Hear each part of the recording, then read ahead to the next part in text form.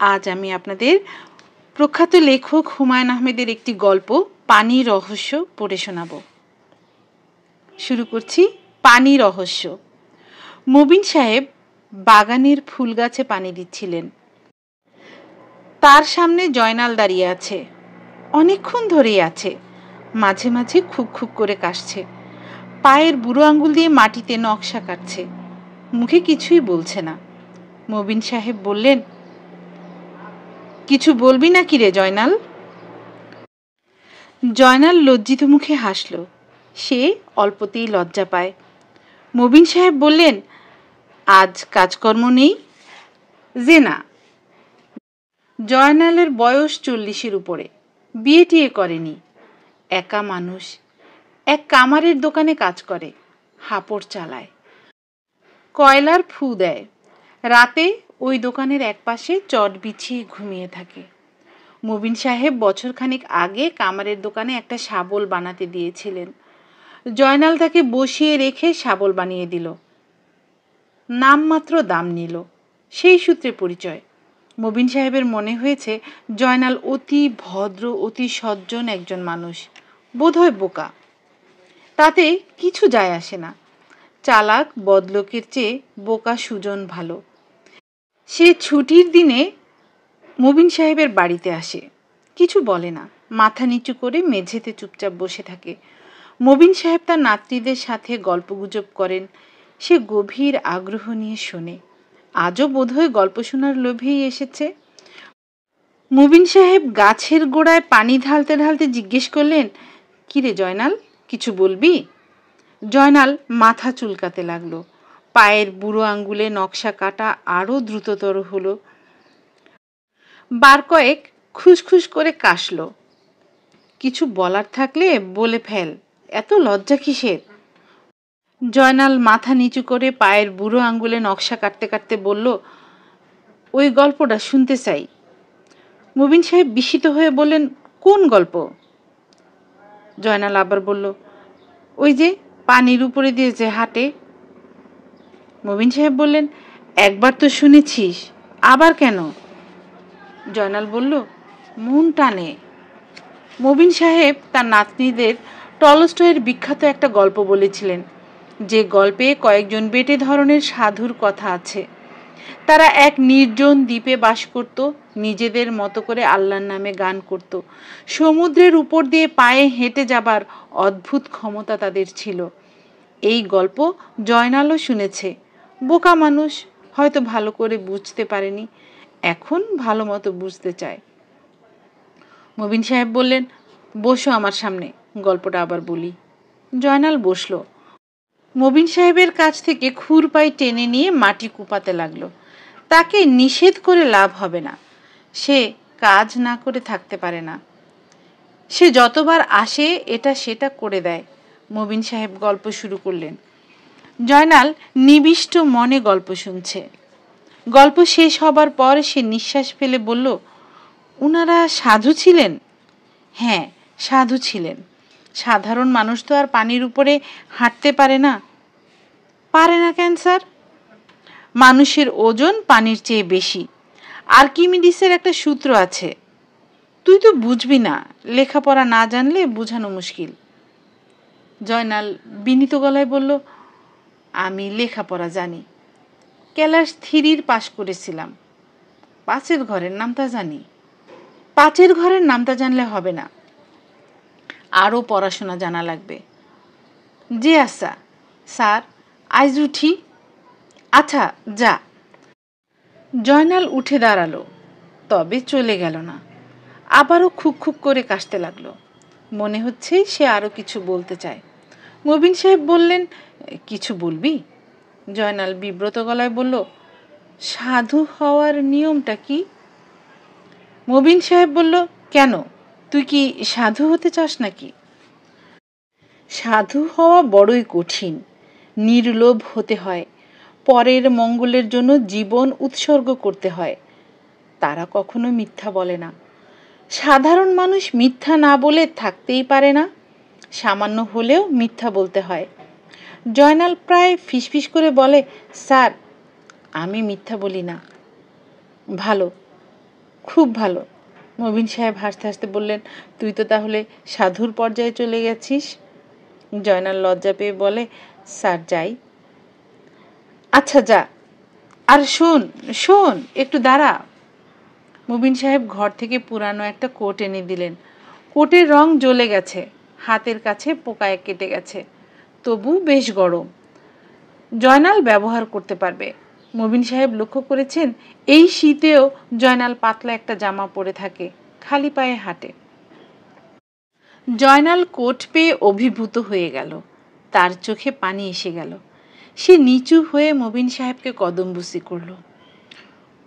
Coat যেদিন দিলেন সেদিন সন্ধ্যাতেই মুবিন সাহেবের সঙ্গে জয়নালের আবার দেখা। কোট গায়ে দিয়ে জয়নাল একেবারে ফিটফাট বাবু। সে রাস্তার মোড়ে উবু হয়ে বসে একটা কুকুরকে পাউরুটি ছিঁড়ে ছিঁড়ে দিচ্ছে।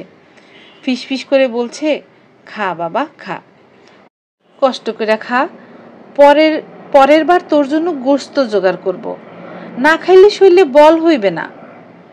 মুবিন সাহেব থমকে দাঁড়ালেন। কি করছিস রে জয়নাল? কিছু না স্যার।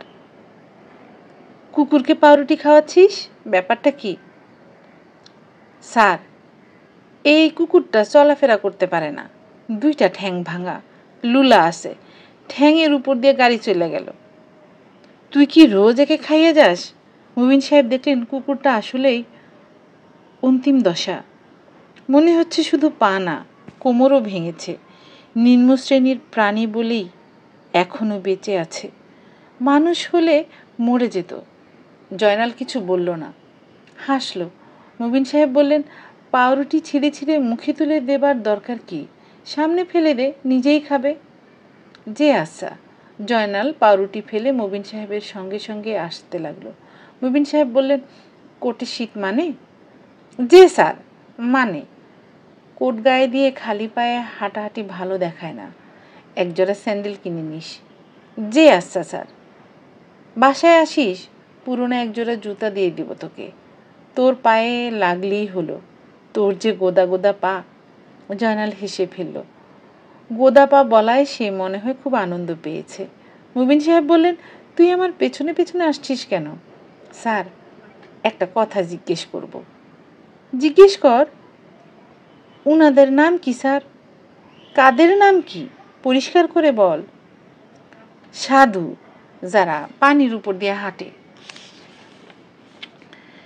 এখনো সেই গল্প তোর মাথায় ঘুরছে?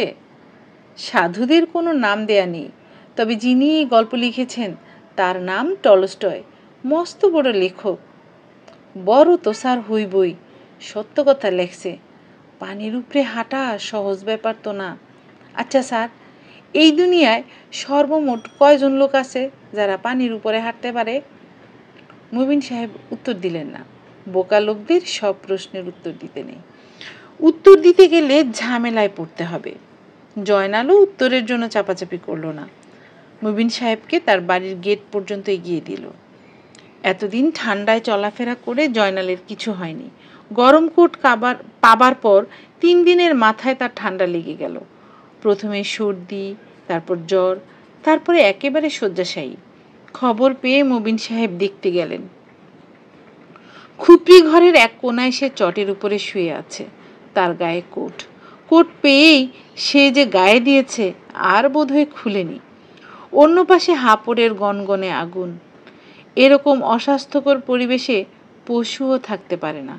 মুবিন সাহেব দুঃখিত গলায় বললেন, কেমন আছিস রে জয়নাল? জয়নাল হাসি মুখে বলল, খুব ভালো আছি স্যার। এই বুঝি তোর ভালো থাকার নমুনা? গায়ে জ্বর আছে যে না। মুবিন সাহেব কপালে হাত দিয়ে চমকে উঠলেন, গা পুড়ে যাচ্ছে। চিকিৎসা কি হচ্ছে? জয়নাল জবাব দিল না। তার মানে চিকিৎসা কিছু হচ্ছে না। অবস্থা যা, তাতে তাকে হাসপাতালে ভর্তি করানো দরকার। মুবিন সাহেবের পক্ষে রোগী নিয়ে টানাটানি করাও সম্ভব না, তার নিজের কাজকর্ম আছে। তোর আত্মীয় স্বজন এখানে কে আছে? কেউ নাই স্যার। খাওয়া দাওয়া কে দিয়ে যায়?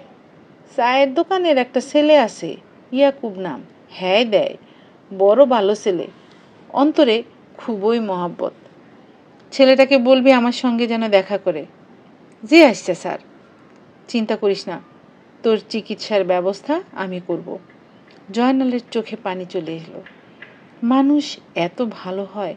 সে শার্টের হাতায় চোখ মুছতে মুছতে বলল, স্যারের কাছে একটা আবদার ছিল। বল, কি আবদার? ওই গল্পটা যদি আরেকবার বলতেন। গল্পটা শোনার জন্য মন টানতেছে। কোন গল্প? পানির উপর দিয়ে যে সে হাঁটতো। ওই গল্প তো অনেকবার শুনেছিস, আবার কেন? শুনতে মন চায়। জ্বরে মরে যাচ্ছিস, গল্প শুনতে হবে না, বিশ্রাম কর, ঘুমোতে চেষ্টা কর। যে আচ্ছা।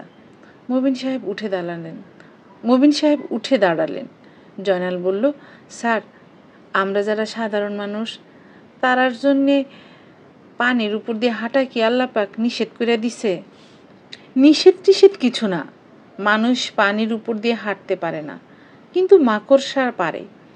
আবার মানুষ উঠতে পারে না, কিন্তু পাখি উঠতে পারে। এক একজনের জন্য এক এক ব্যবস্থা। এই হলো ব্যাপার।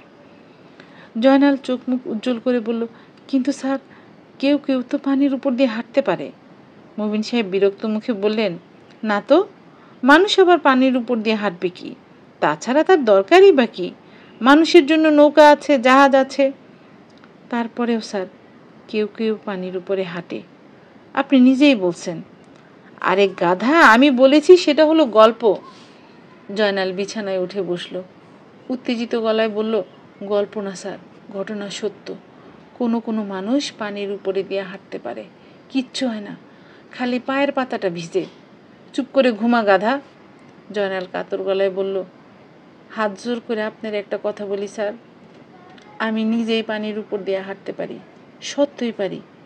এই কথা কোনোদিন কেউরে বলি নাই, আজ আপনারে বললাম।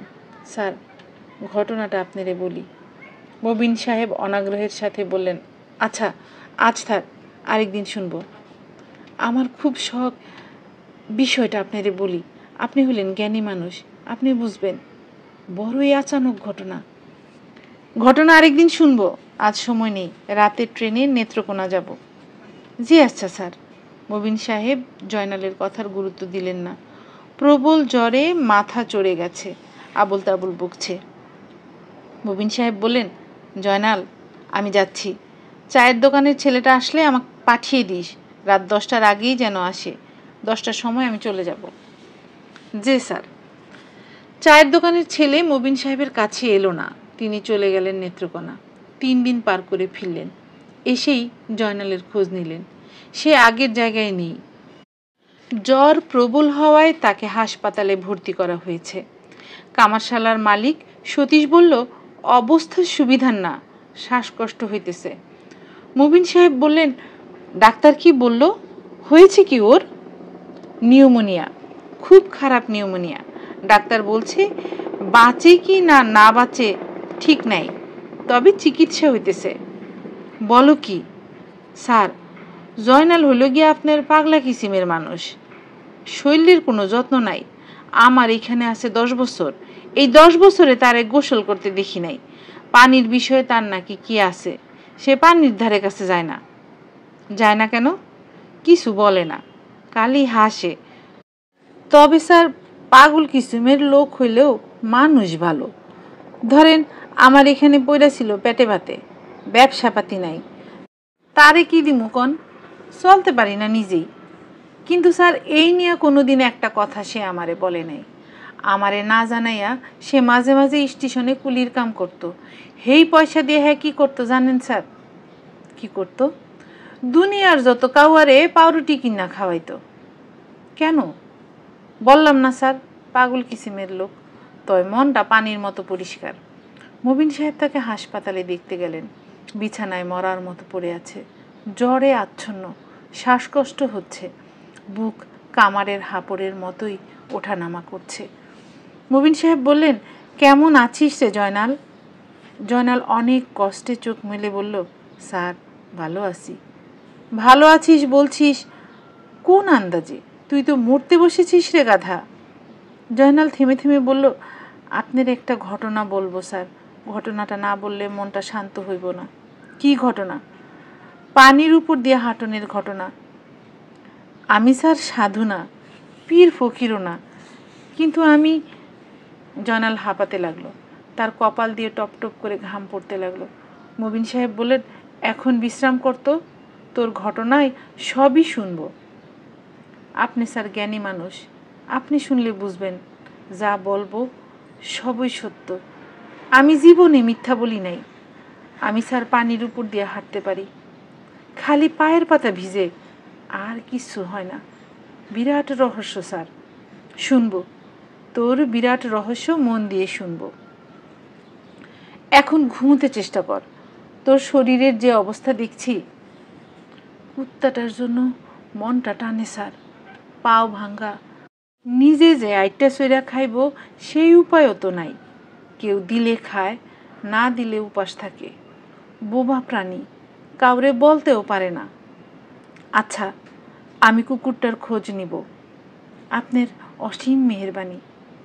তুই নাকি কাকদের পাউরুটি ছিঁড়ে খাওয়াস, এটা কি সত্য নাকি?